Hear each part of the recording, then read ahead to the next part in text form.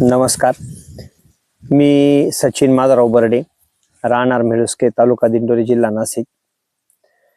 आमच्याकडे आम्ही गेल्या अनेक वर्षापासून ऊस शेती करतो। यावर्षी आम्ही थोडंसं नवीन पद्धतीने पारंपरिक पद्धतीला फाटा देऊन ऊसाची लागवड केली।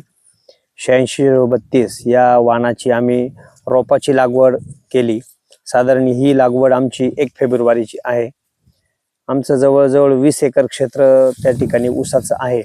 त्यापैकी आम्ही साधारण 1 एकर क्षेत्रामध्ये ICL या कंपनीचं जे लिक्विड फॉर्म मधले खत आहे त्याचा वापर आम्ही टप्प्याटप्प्यात करतोय। लागवडीनंतर बेसल डोस आम्ही सरीमध्ये टाकला। त्याच्यामध्ये आम्ही ज्याला ICL कंपनीची खतं चालू आहे त्या अर्ध्या एकर मध्ये आम्ही 1846, त्याच्यानंतर त्याच्यामध्ये पॉलिसल्फेट आणि युरिया घेतला आणि राहिलेल्या अर्ध्या एकर क्षेत्राला सम्राट आणि युरिया, सुपर फॉस्फेट आणि मायक्रोन्यूटनचा स्प्रे घेतला। बेसल डोस मध्ये सरीला आम्ही ते खत टाकलं। लागवड केल्यानंतर साधारण आम्ही 10-12 दिवसामध्ये पहिली ड्रिंचिंग 757 आणि झिंकची घेतली अर्ध्या एकरसाठी, आणि राहिलेल्या अर्ध्या एकरसाठी आम्ही 13-40-13 ची ड्रिंचिंग घेतली।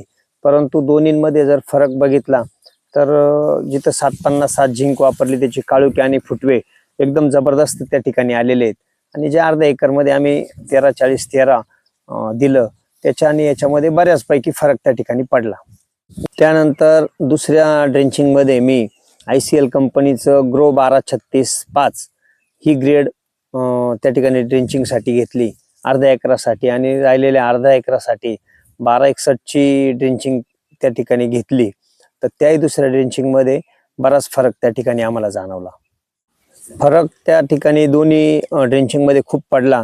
आपण जर ग्रो 12-36-5 जर बघितलं तर त्याच्यामध्ये पानांची संख्या आणि पानांची रुंदी आणि जाडी किंवा फुटव्यांची संख्या जर बघितली तर एकदम जबरदस्त त्या ठिकाणी आलेली आहे, आणि ज्या ठिकाणी 1261 आम्ही वापरलं त्या ठिकाणी फुटव्यांची संख्या आणि पानाची रुंदी त्या ठिकाणी कमी आहे। साधारण आज मी तिला हा माझा ऊसाचा प्लॉट साधारण 1-2.5 महिन्याचा झालेला आहे, 1 फेब्रुवारीची लागवड। तर आम्ही ज्यावेळेस NPK खतांसोबत पॉलिसल्फेट वापरलं आणि इतर बाकीच्या आमच्या अर्ध्या एकरासाठी आम्ही पॉलिसल्फेट वापरलं नाही, परंतु इकडे आम्ही ड्रिंचिंग मध्ये 757 असेल, ग्रो 12-36-5 असेल, ही खतांची मात्रा त्या ठिकाणी आम्ही ड्रिंचिंग मधून घेतली।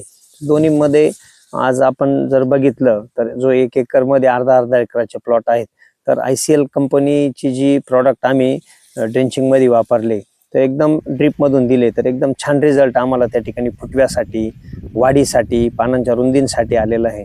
आणि आम्ही ज्या अर्ध्या एकराला आमच्या पद्धतीने जी खतं दिलीत त्याच्यामध्ये दोन्हींमध्ये बराच त्या ठिकाणी फरक आज आम्हाला जाणवतो।